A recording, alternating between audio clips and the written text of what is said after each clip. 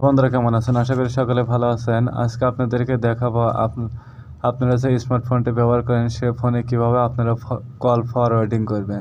So friend, আমরা অনেক সময় কল ফরওয়ার্ডিং করি যে কোনো একটি নাম্বারে ফরওয়ার্ডিং করে দিই। যদি সেই নাম্বারটি চালু থাকে তাহলে কিন্তু সেই নাম্বারে কলটি চলে যায়, কিংবা যদি সেই নাম্বারটি চালু না থাকে তাহলে কিন্তু বন্ধ দেখায় অথবা ব্যস্ত দেখায়।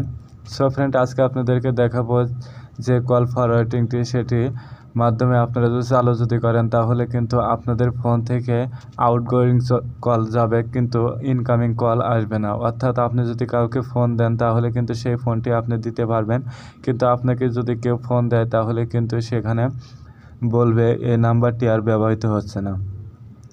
সো ফ্রেন্ড, এটি আপনারা কীভাবে করবেন সেটি আপনাদেরকে সম্পূর্ণ ভিডিও দেখিয়ে দেব। আর ভিডিওটি শুরু করার আগে যারা এখন আমাদের চ্যানেলটি সাবস্ক্রাইব করেননি তারা অবশ্যই আমাদের চ্যানেলটি সাবস্ক্রাইব করবেন, আর পাশে থাকা বেল আইকনটি বাজিয়ে অল করে দিবেন যেন পরবর্তী ভিডিওর নোটিফিকেশন চলে যায় আপনার ফোনে ইজিলি।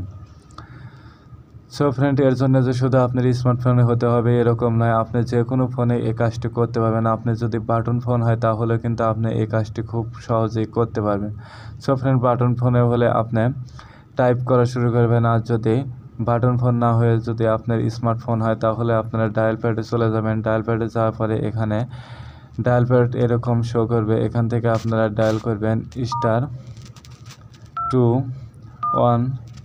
সো ফ্রেন্ড, এই কোডটি কিন্তু সবার ফোনে ডায়াল করতে হবে। এই কোডটি হচ্ছে কমন কোড, আর এই কোডটি আপনার যদি বাটন ফোন হয় সেই ফোনেও কিন্তু এই কোডটি ডায়াল করতে হবে। এবার আপনাদেরকে দিতে হবে 013, অর্থাৎ আমি 013টি কী জন্য দিলাম সেটি আপনাদেরকে কিছুক্ষণ পরে আমি বলছি।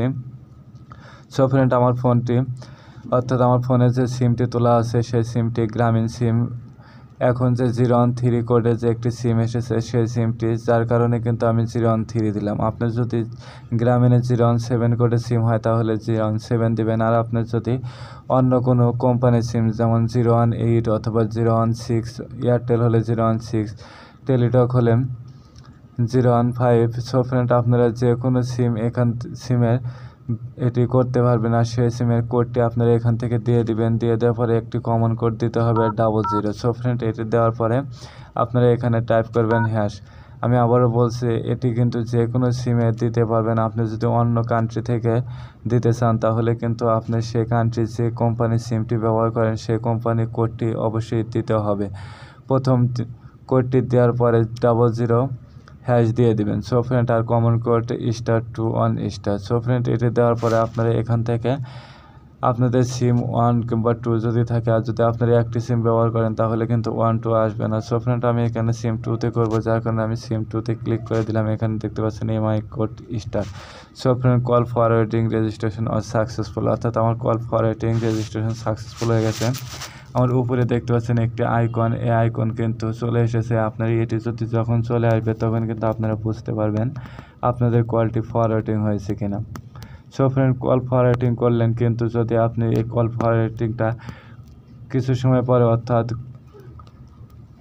যদি আপনি কল ফরওয়ার্ডিংটা বন্ধ করতে চান তাহলে কীভাবে বন্ধ করবেন সেটিও কিন্তু জানা প্রয়োজন। সো ফ্রেন্ড, এর জন্য আপনাদেরকে কোনো প্রকার কোনো অ্যাপ্লিকেশন অথবা কোনো সেটিংসে যেতে হবে না। আপনারা আবারও চলে যাবেন ফোনের ডায়াল প্যাড অপশনে যাওয়ার পরে লিখবেন #, তারপরে কমন কোডটি দিতে হবে *#21।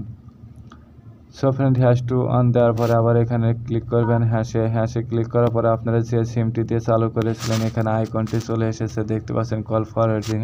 আপনারা আবার সেই সিমটিতে ক্লিক করবেন। ক্লিক করার পরে দেখতে পাচ্ছেন এখানে কিন্তু লেখা এসেছে call forwarding service has been disable. So friend, আপনারা দেখতে পাচ্ছেন উপরে কিন্তু আমার এই অ্যাকাউন্টটি চলে গেছে। সো ফ্রেন্ড, আর তার মানে যে কল ফরওয়ার্ডিংটা কিন্তু বন্ধ হয়ে গেছে।